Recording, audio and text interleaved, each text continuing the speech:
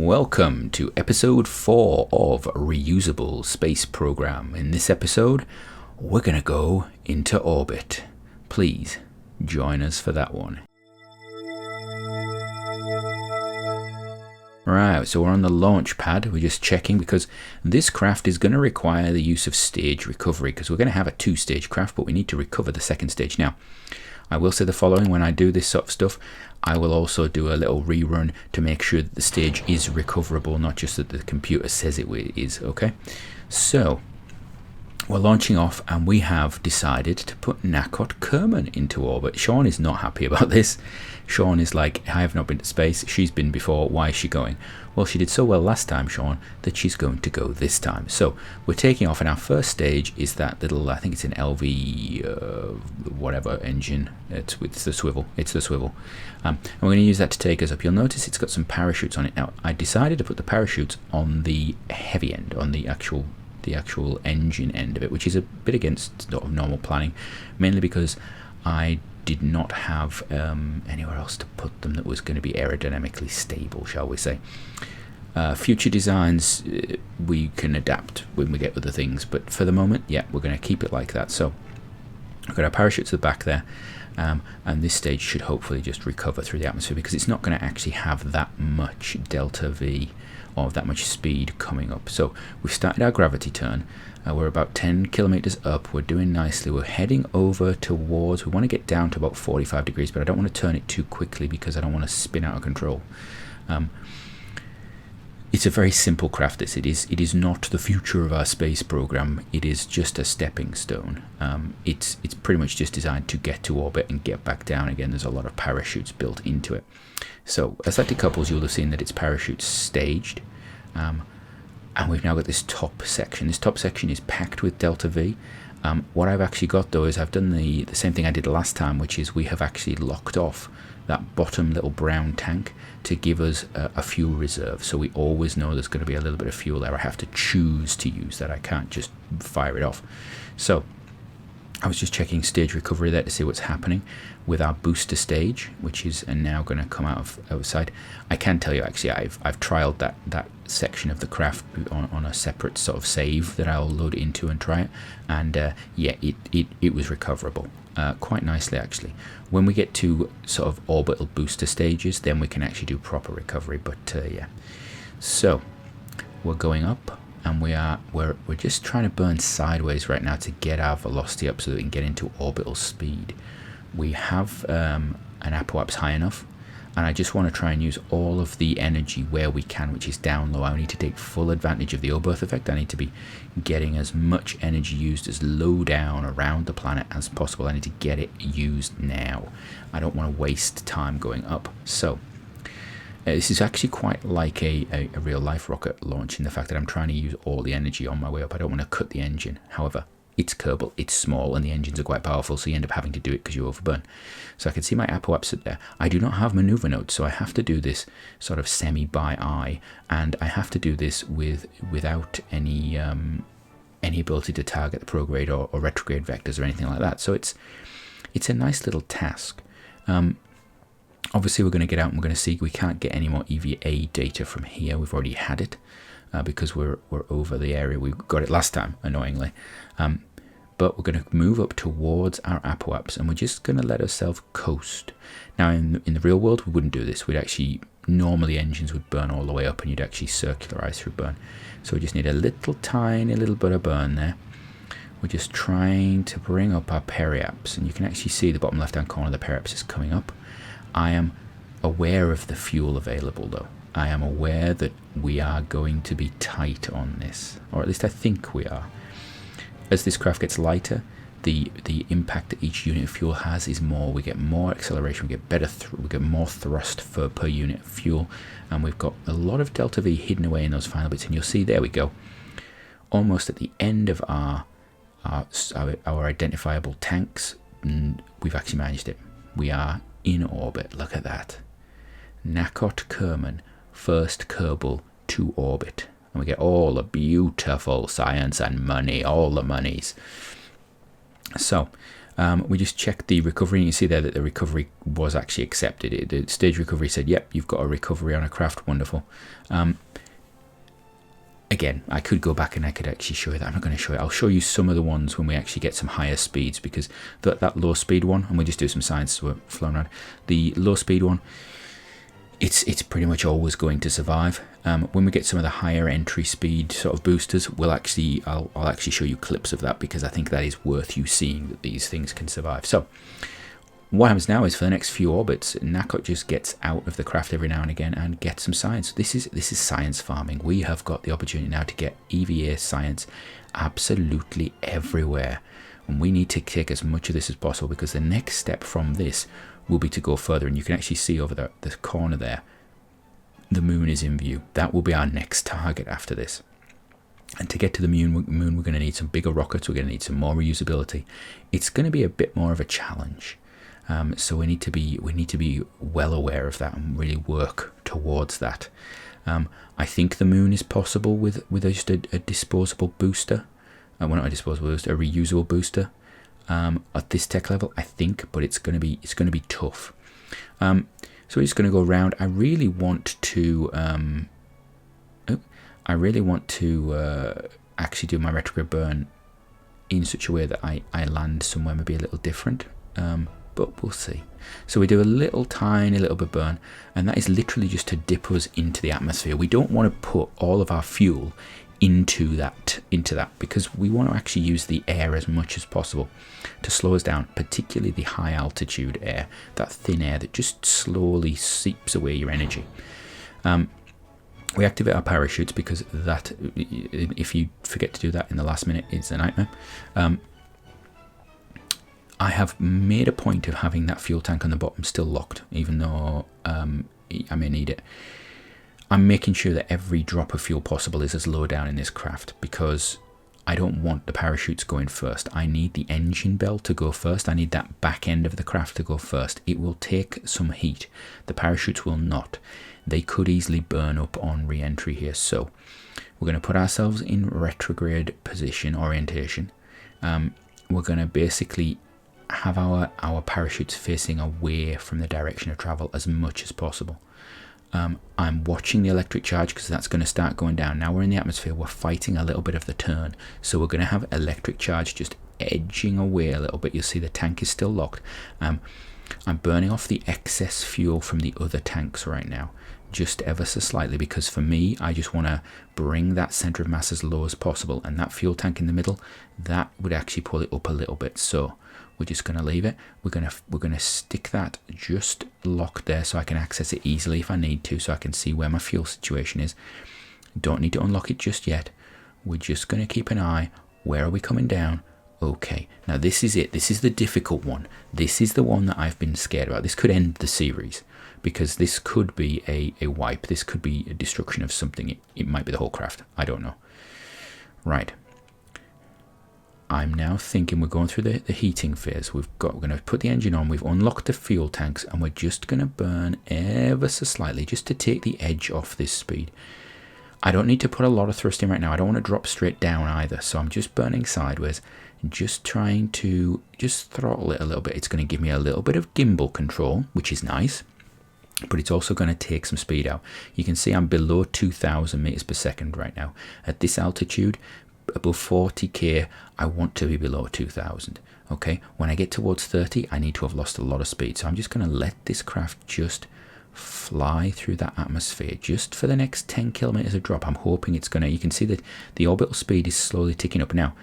It should actually be going up faster than that, because we're actually should be accelerating towards the planet, but the resistance we're getting from the atmosphere is slowing us down, and it's producing a lot of heat, and I'm aware of that heat. That is a problem. This is where I might want to start using my engines, because I might want to not have too much heat buildup. It's not so much the engine I'm concerned about, but the fuel tanks above it. They have a max sort of temperature level. It's not as bad as parachutes, but it isn't great. So we're now getting into the thicker air, and you can see that we're starting to slow down now. Although we're heading down, we're gaining vertical speed. We're losing horizontal speed at quite a rate. I'm watching, because the second I start to see any overheating, I'm going to have to slow this craft down. but I don't want to. I want to hold it as long as possible. So we're just going to put a little bit of energy in there. Just going to put a little bit of thrust just to take the edge off the speed, because we're just going to work our way through. This is not a fast speed to be re-entering at. We're pretty much okay. You'd easily re-enter at this speed over Earth. Maybe not this deep, but percentage-wise. And now I start to see the heating coming in. So we just watch it. It's triggered off because we've burned our engine a little bit. We're just bringing the speed down. We just need to balance it. I want it to be just getting it. I want it to be as efficient as possible. Now we're going to kill it. We're now through the thin atmosphere. We're in the thick atmosphere. I want to kill it as quickly as possible. Use everything I can because I want to slow right down. Right, there we go. Now I can deploy my parachutes. If I'd have not done that, those parachutes were likely to rip off.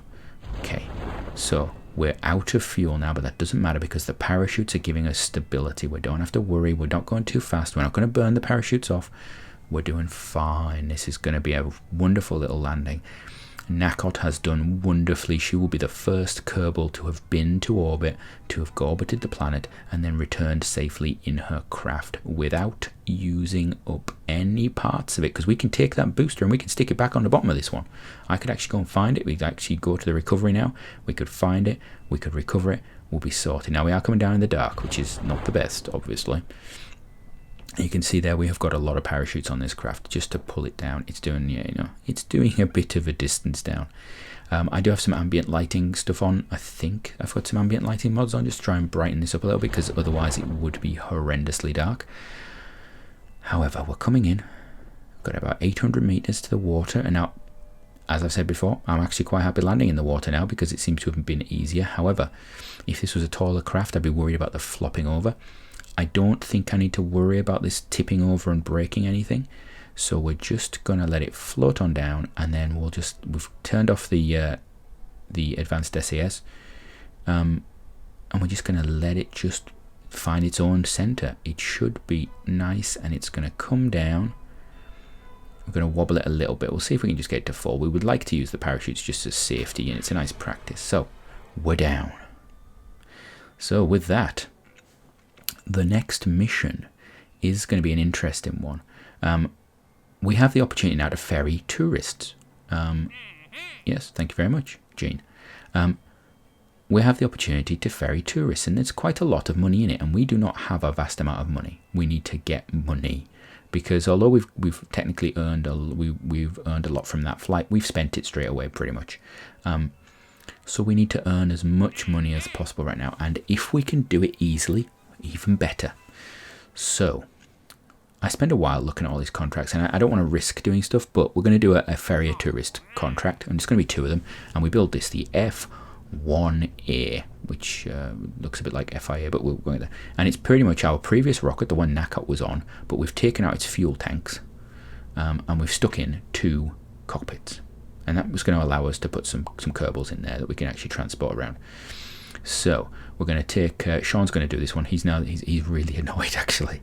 He's so annoyed by this. Sean's going to launch this one. He's like I don't want to be the guy that ferries people around again. But no, so Sean, that is now your job, because Nacot was the first to get to orbit. Oh dear. So we're going to take off. We've got full throttle, and it's just a case of going straight up. We have an altitude requirement we have to get to. I think it's the upper atmosphere, and we're just going to fly straight up. Sean is the taxi driver. He's not particularly happy about it, obviously. Look at him. He's not smiling. He's not enjoying this. He knows that the title of first Kerbal to space, first Kerbal to orbit is not going to be his. He's a little bitter right now, and being made to taxi drive some random Kerbals around that are going to finance the program, not a great thing for him. Not particularly enjoying that process, I don't think. So this craft again has to be reusable, so we're going to use the that booster stage from the orbital craft, because we know that is reusable.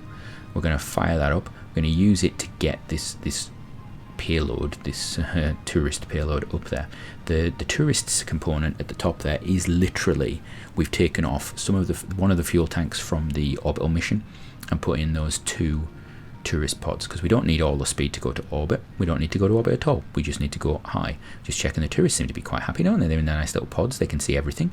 Obviously, Sean doesn't need to see much. He's got his little tiny window, but the tourists have nice big windows. This is very much sort of the New Shepard approach to orbital rocketry, I suppose. A lot of people going to New Shepard to go to space, and there we go. We're going to do that. We're going to release our booster, and we're just going to fire our little engine there. I think that's the Terrier, and the Terrier engine is just going to pull them up just into a suborbital arc. There we go, and then we're going to stop it. So we've got a big chunk of fuel left on that Terrier, which we are likely to need. Now the positive of this is these cockpits and that command pod in Kerbal have a really high amount of torque available, so we are going to be able to just enjoy this process wonderfully, because we don't really have to worry about the craft flipping too much. Or do we? We'll see. We've got our fuel in the tank there to slow us down on re-entry, and it is literally just a case of get up to the required altitude. Oh, look, are the tourists going to see? There we go. The contract has completed that point. The tourists have seen space. Well done. Yay, yay. They're all paying their vast amounts of money, you know, just like the people that are going on New Shepard, although they've never really been to orbit. They've just gone really high. And then we come back down. This is pretty much like the, you know, it's like a Kerbal version of the Vomit Comet, isn't it? So right now they will be falling back to Kerbin under the force of gravity. So they will basically be weightless right now until they hit the atmosphere and start slowing down.